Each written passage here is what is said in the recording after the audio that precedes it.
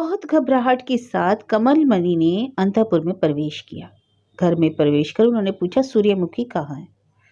दासियों ने बता दिया कि सूर्यमुखी अपने शयन गृह में है। कमलमणि दौड़कर वहां गई। पहले उसने किसी को ना देखा। क्षण भर इधर उधर देखा तो वह एक खिड़की के पास सिर झुकाकर बैठी हुई थी। कमलमणि को उसका मुख दिखाई न दिया, परंतु पहचान गई कि यह सूर्यमुखी ही है। आवाज सुनकर सूर्यमुखी उसके पास आई। सूर्यमुखी को देखकर कमलमणि यह पूछ ही ना सकी कि विवाह हो गया या नहीं। सूर्यमुखी के कंधे की हड्डी निकल आई थी। देवदारू की तरह सूर्यमुखी का शरीर धनुष के समान झुक गया था। कमल जैसी आंखें धंस गई थी। चांद जैसा मुख लंबा पड़ गया था। कमलमणि समझ गई कि विवाह हो गया है। उसने पूछा, कब हुआ? कल, सूर्यमुखी ने कहा। उस समय वह दोनों औरतें बैठी चुपचाप रोने लगी। किसी ने कुछ नहीं कहा। सूर्यमुखी कमल की गोद में मुंह छिपाकर रोने लगी। कमल भी उसको गले से लगाकर जोर से रोने लगी।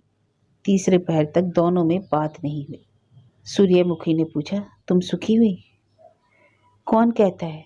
क्यों पूछती हो कि मैं सुखी हुई या नहीं? तब इस ज्वाला से क्या मन नहीं जलता? इस ज्वाला से मेरा जी जलता है या नहीं जलता, पर मैं उनके सुख में सुखी हूँ। अब सूर्यमुखी ने अपना रोना छोड़कर आंखें पोंछी और अपनी बात छोड़कर अन्य बात चलाई। सूर्यमुखी ने कमल के बेटे सतीश को प्यार किया। कमल के साथ सूर्यमुखी के बातें हुई। अधिक रात तक दोनों ना बातचीत की। अंत में सूर्यमुखी ने स्नेह के साथ कमल का आलिंगन कर सतीश को गोद में ले उसका मुख चूमा। विदा होते समय सूर्यमुखी की आंखों में फिर से आंसू बहे। उन्होंने सतीश को आशीर्वाद दिया, तुम अपने मामा की तरह गुणवान हो, इससे बड़ा आशीर्वाद मैं और नहीं जानती। सूर्यमुखी ने स्वाभाविक स्वर में बातें की, परंतु फिर भी उसका कंठ स्वर से कमलमणि चौंक पड़ी। वह बोली, भाभी तुम्हें क्या हो रहा है? कुछ भी तो नहीं कमल, मुझसे छिपाओ नहीं, मैं तुम्हारे ही लिए इस समय चलकर आई हूं। तुमसे छिपाने लायक मेरे पास कोई बात नहीं। कमलमणि विश्राम करने चली गई।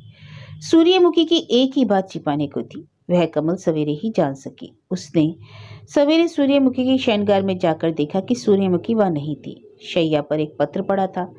पत्र देखते ही कमलमणि का सिर चकरा गया। पत्र बिना पढ़े ही वह समझ गई कि सूर्यमुखी चली गई। वह अपना सिर पर हाथ रखकर बैठ गई। कमलमणि ने पत्र खोलकर पढ़ा। पत्र कमल के ही नाम लिखा था। जिस दिन मैंने स्वामी के मुंह से यह सुना कि वह मुझसे अब सुखी नहीं है, वह कुंदनंदिनी के लिए पागल हो जाएंगे, प्राण त्यागेंगे, उसी दिन मैंने मन में संकल्प किया कि यदि कुंदनंदिनी को पाऊंगी तो उसे स्वयं मैं स्वामी का समर्पित कर उन्हें सुखी करूंगी। कुंदनंदिनी को उन्हें देकर यह घर छोड़ने का निश्चय भी उसी दिन कर लिया था। अब कुंदनंदिनी का पति देवता के सुपुर्द करके स्वयं मैं घर छोड़कर जा रही हूँ। कल विवाह होने के पश्चात रात्रि में ही घर छोड़ जाती, पर पति की जिस सुख कामना के लिए मैंने अपना वध किया था, उसे 2-1 दिन अपनी आंखों से देखकर जाने की इच्छा थी और तुम्हें भी देखकर जाना चाहती थी, इसलिए तुम्हें आने को लिखा था। मैं जानती थी कि तुम अवश्य आओगी और मेरी दोनों इच्छाएं पूर्ण हुई। मेरे प्राण पति सुखी हैं, तुमसे विदा ले चुकी, अब मैं जाती हूँ। तुम्हें यह पत्र मिलने तक मैं बहुत दूर चली जाऊंगी। तुमसे कहा नहीं इसलिए कि तुम मुझे जाने ना देती। अब तुमसे यही भिक्षा मांगती हूँ कि मेरी खोज ना करना। भरोसा नहीं कि फिर तुमसे भेंट होगी। कुंदनंदिनी के रहते मैं अब भिखारिन बनकर देश विदेश फिरूंगी, भिक्षा मांगकर जीवन व्यतीत करूंगी। मेरा सब गहना तिजोरी में रखा है, ताली तकिए के नीचे रखी है। गहने पति देवता को देकर कहना उसे कुंद को दे देंगे। तुम मेरा और एक काम करना, मेरे पति के चरणों में मेरा प्रणाम कहना। मैंने उन्हें पत्र लिखने की बहुत चेष्टा की, परंतु लिख ना सकी। मैं उनसे क्या कहती, कुछ लिख ही ना सकी, कुछ समझ ही नहीं आए। तुम जो उचित समझो मेरा समाचार दे देना। उनसे कहना कि मैं उन पर क्रोध करके नहीं जा रही हूँ, मैंने उन पर कभी क्रोध किया ही नहीं। उनके ऊपर जो अचल भक्ति है वह अब भी है, और जब तक मिट्टी में ना मिलूंगी तब तक ही यह भक्ति बनी रहेगी। उनको मेरा प्रणाम देना। सूर्यमुखी की खोज के लिए आदमी भेजने की हलचल मच गई। नगेंद्र ने चारों तरफ आदमी दौड़ाए। दासियां पानी के घड़े फेंक फेंक कर दौड़ी। आदमी लोग गाड़ी लेकर इधर उधर दौड़े। गांव के लोग खेत और घाट पर खोजने खाजने लगे। ज्योतिष के घर, शिव मंदिर के दालान में, अन्य ऐसे ही स्थानों पर लोग बाग विचार करने लगे। श्री चंद्रकमल को भरोसा देने लगे कि वह कहाँ तक जाएगी। आध कोस चलकर कहीं बैठी होगी, अभी पता लग जाएगा। परंतु जब 3 घंटे बीत गए और सूर्यमुखी का कोई पता न चला, तो नगेंद्र स्वयं उनकी खोज में निकले। कुछ देर धूप में चलने पर उन्होंने मन में कहा, मैं यहाँ ढूंढता हूँ, परंतु हो सकता है सूर्यमुखी घर पहुंच गई हो। यह सोचकर वह लौट पड़े। घर आकर देखा सूर्यमुखी का कोई पता नहीं था। वह फिर बाहर निकले, परंतु फिर लौट आए। इसी तरह दिन बीत गया। श्री चंद्र ने जो कहा था वही सही निकला। सूर्यमुखी कभी पैदल घर से बाहर नहीं गई थी। मकान से आधा कोस दूर एक पुष्करणी के किनारे जाकर वह थककर लेट गई। एक रसोईदार ने पता लगाते लगाते वहां जाकर उन्हें देखा। उन्हें पहचान कर बोला, जी आप घर चलिए। सूर्यमुखी ने कोई उत्तर नहीं दिया। उसने फिर कहा, चलिए ना, सब लोग बहुत घबराए हुए हैं। तब सूर्यमुखी बोली, मुझे लौटाने वाला तू कौन है? वह डरा परंतु खड़ा रहा। सूर्यमुखी बोली, यदि तू यहाँ खड़ा रहेगा तो मैं पोखर में डूब मरूंगी। रसोईदार चल पड़ा। उसने नगेंद्र का समाचार दिया। नगेंद्र पालकी लेकर स्वयं वहां आए, परंतु सूर्यमुखी वहां ना मिली। समीप में खोज की, परंतु कहीं पता न चला। सूर्यमुखी वहां से उठकर एक वन में चली गई थी। वहां एक बूढ़ी से उनकी भेंट हुई। वह लकड़ी बटोरने आई थी। उसने सुना था कि सूर्यमुखी का पता लगाने पर पुरस्कार मिलेगा, इसलिए वह भी खोज में थी। उसने सूर्यमुखी को देखकर पूछा, तुम कौन हो? मालकिन हो क्या? नहीं। हाँ हाँ, तुम ही मालकिन हो। तुम्हारी मालकिन कौन है? बाबू घराने की बहू जी। मेरे शरीर पर क्या सोना लदा है जो मैं बाबू के घर की बहू होंगी? बूढ़ी ने सोचा, बात तो सही है। वह लकड़ी चुनती हुई दूसरे वन में निकल गई। पूरा दिन व्यतीत हो गया। रात को भी पता न चला। दूसरे दिन, तीसरे दिन कोई पता न चला। फिर भी खोज में कोई कमी न हुई। ढूंढने वाले सूर्यमुखी को पहचानते ही नहीं थे। श्री चंद्र ने कलकत्ते में जाकर ढूंढना आरंभ किया। कमलमणि गोविंदपुर में ही रहकर खोज कराने लगी। कुंद नंदिनी ने जिस सुख की अभिलाषा भी नहीं की थी, उसे वह सुख मिला। वह नगेंद्र की स्त्री हो गई। सूर्यमुखी चली गई तो उसके मन में पछतावा हुआ। उसने अपने मन में कहा, ऐसे कुसमय में सूर्यमुखी ने मेरी रक्षा की थी। वह रक्षा ना करती तो पता नहीं मैं कहाँ जाती। और आज वह मेरे लिए गृह त्याग करके चली गई। मैं सुखी न होकर मर जाती तो अच्छा था। तीसरे पहर नगेंद्र शैया पर लेटे थे। कुंद नंदिनी उनके सिरहाने बैठकर पंखा झल रही थी, पर दोनों चुप थे। संपूर्ण सुख होने का ऐसा तो नहीं होता। सूर्यमुखी के जाने के बाद इन लोगों को संपूर्ण सुख नहीं रहा। कुंद नंदिनी अपने मन में सोचती, क्या करूं जिससे मैं जैसी थी वैसी ही हो जाऊं। कुंद नंदिनी ने पूछा, क्या करने से हम जैसे थे फिर वैसे हो सकते हैं? नगेंद्र चिढ़कर बोले, जैसी थी वैसी हो जाओ? क्या मुझसे विवाह करके तुम पछता रही हो? कुंद नंदिनी ने व्यथित होकर कहा, तुमने विवाह करके मुझे सुखी किया, इसकी मुझे आशा भी नहीं थी। मैं यह नहीं कह रही हूँ कि मैं कह रही हूँ कि सूर्यमुखी कैसे आएंगी। इस बात को जबान पर ना लाओ। तुम्हारे मुंह से सूर्यमुखी का नाम सुनकर मेरे हृदय में जलन होती है। तुम्हारे ही कारण तो सूर्यमुखी मुझे त्याग कर गई है।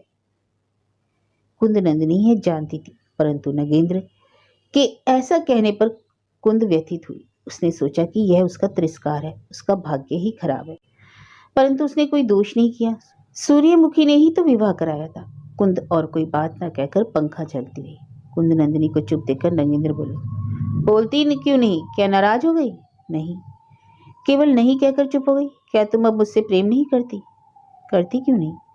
करती क्यों नहीं? यह तो बच्चों को बहलाने जैसी बात है। कुंद, शायद तुम मुझसे कभी प्रेम ही नहीं करती थी, पर मैं तो हमेशा से आपको प्रेम करती आई हूँ। नगेंद्र भी ना समझ सके कि वह क्या कह रही थी। सूर्यमुखी के प्रेम से कुंद नंदिनी के प्रेम में कोई कमी नहीं थी, परंतु कुंद बातें करना नहीं जानती थी। तब फिर क्या बोले? नगेंद्र उसे नहीं समझे। वह बोले, सूर्यमुखी मुझसे प्रेम करती थी। अब कुंद नंदिनी रोना ना रोक सकी। वह उठकर बाहर चली गई। वहां ऐसा कोई नहीं था जिसके सामने रोए। कमलमणि के पास कुंद नहीं गई। वह अपने को इस विवाह की अपराधिनी समझकर लज्जा से उसके सामने मुंह नहीं दिखा सकी, परंतु आज पीड़ा बहुत थी। वह कमलमणि के सामने कुछ कहने की इच्छा कर उसके पास गई। कमलमणि पहले देखकर अप्रसन्न हुई, परंतु पास आते देखकर विस्मित हुई। कुछ कहा नहीं। कुंद उसके पास बैठकर रोने लगी। कमलमणि ने फिर भी कुछ नहीं कहा, पूछा भी नहीं कुछ। कुंद नंदिनी स्वयं ही चुप हो गई। कमलमणि, मुझे कुछ काम है कहकर वहां से उठकर चली गई। कुंद नंदिनी ने देखा कि सब सुखों की कोई ना कोई सीमा होती है। नगेंद्र ने इस घटना के विषय में अपने मित्र हरदेव घोषाल को सविस्तार पत्र लिखा। उसके उत्तर में उनका पत्र आया। तुमने लिखा है कि तुमने जितने काम किए हैं उसमें कुंद नंदिनी से विवाह सबसे भ्रांति मूलक रहा। इसे मैं स्वीकार करता हूँ। तुमने यह काम करके सूर्यमुखी को खो दिया। सूर्यमुखी को पत्नी के रूप में पाना तुम्हारे सौभाग्य की बात थी। कुंद नंदिनी अपने किसी गुण से भी सूर्यमुखी के स्थान की पूर्ति नहीं कर सकती। फिर तुमने कुंद को उनके इस स्थान पर क्यों बैठाया? एक भ्रांति को लेकर अब चेतना लौटी है। कुंभकर्ण की नींद मरण के लिए खुली थी। क्या अब सूर्यमुखी को तुम पाओगे? तुमने क्या कुंद नंदिनी से विवाह किया? क्या तुम उसे प्रेम करते थे?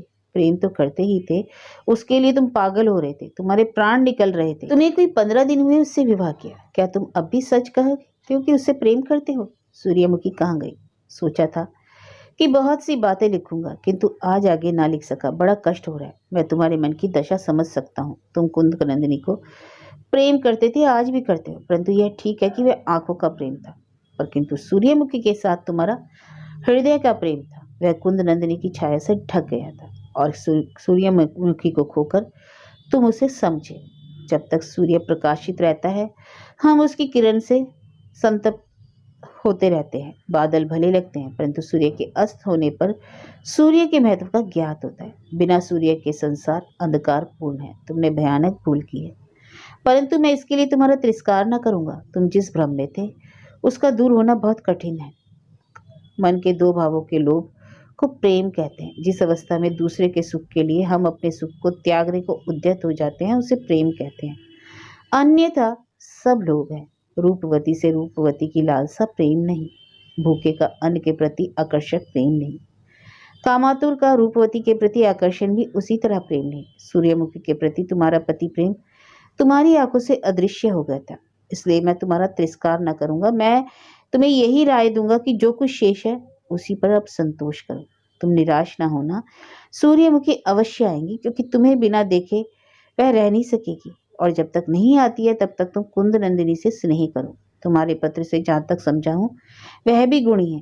मोह दूर होने पर स्थायी प्रेम का संचार होगा।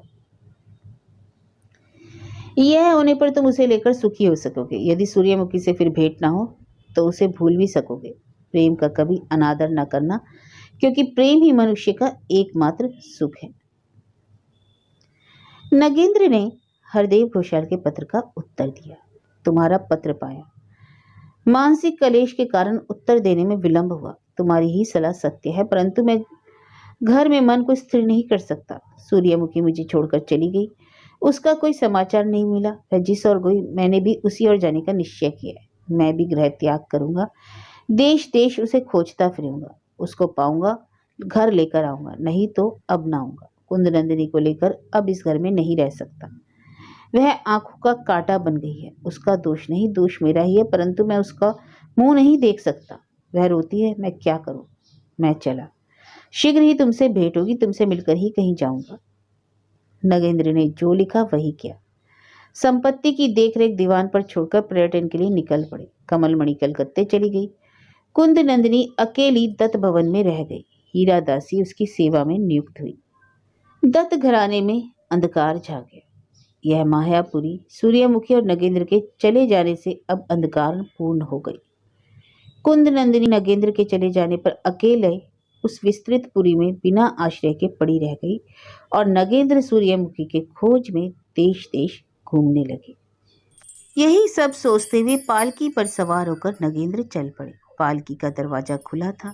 चांदनी रात थी और चांदनी उन्हें कर्कश जान पड़ने लगी। नगेंद्र ने सोचकर देखा, सब कुछ तो उनका अपना ही था। उनकी आयु कुल 33 वर्ष की थी।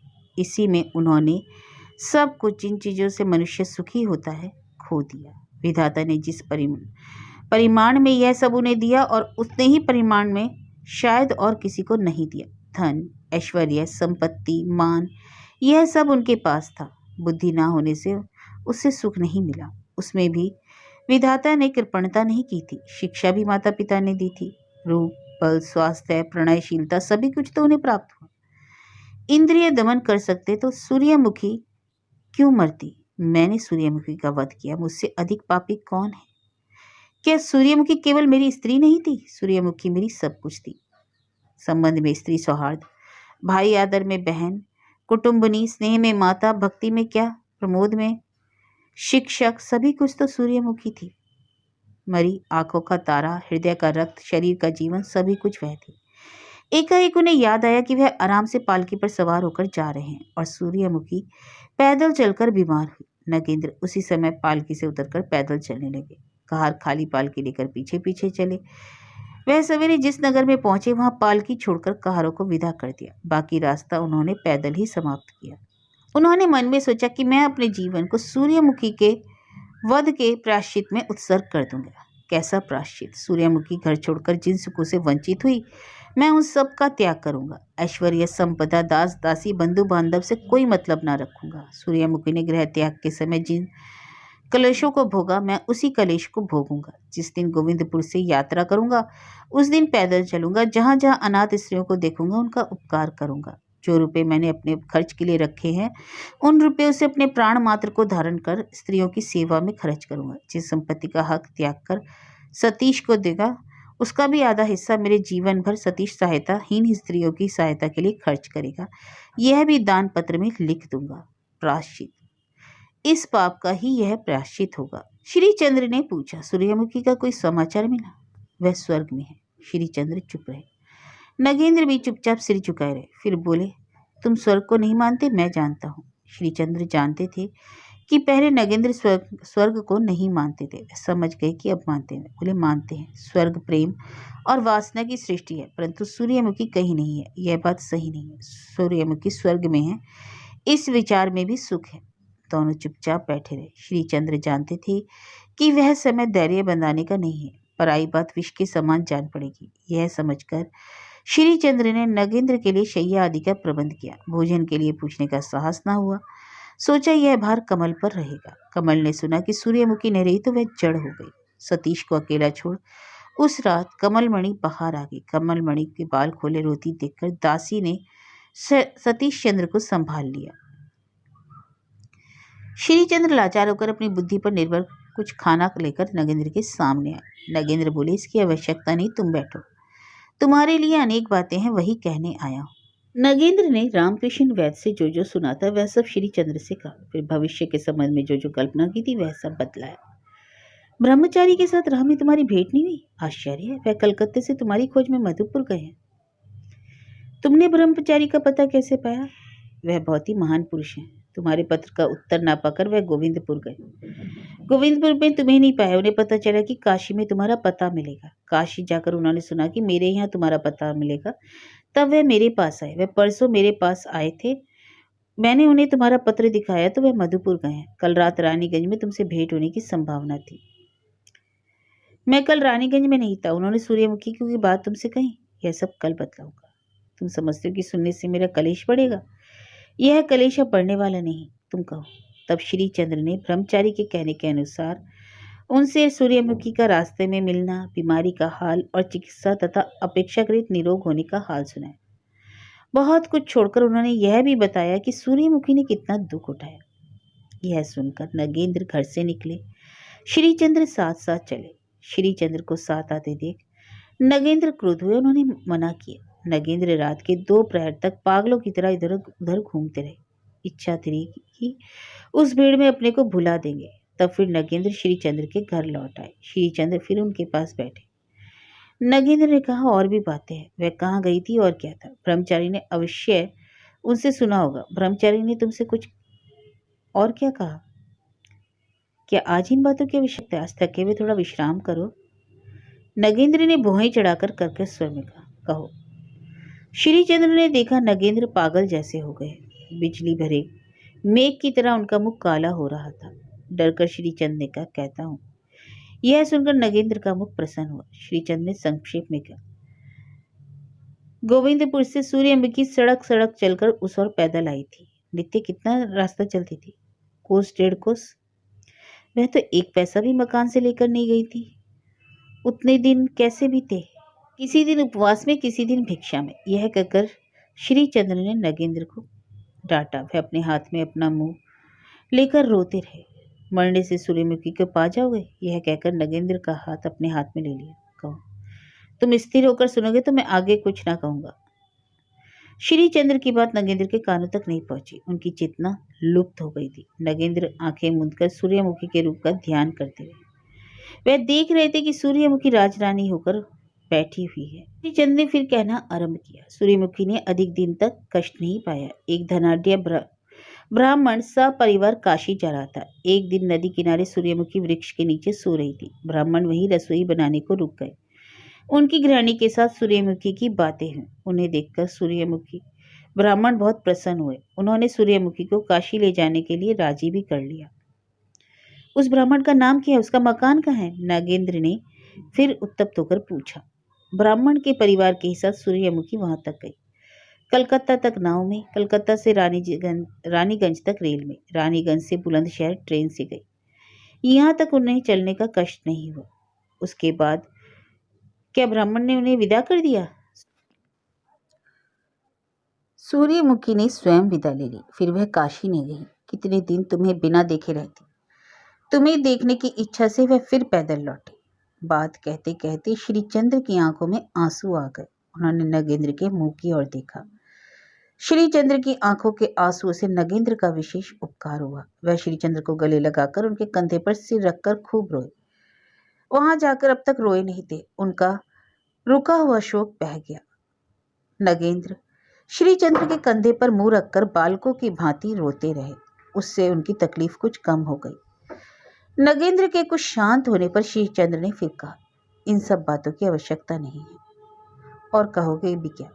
बाकी जो हुआ वह तो आंखों से देख ही आया हूँ। वहीं से तो अकेली पैदल मधुपुर गई। रास्ता चलने के श्रम, अनाहार, धूप, वृष्टि में निराश्रय और मन में अनेक कलेशा से सूर्यमुखी रोगग्रस्त होकर मरने के लिए राह में पड़ी थी।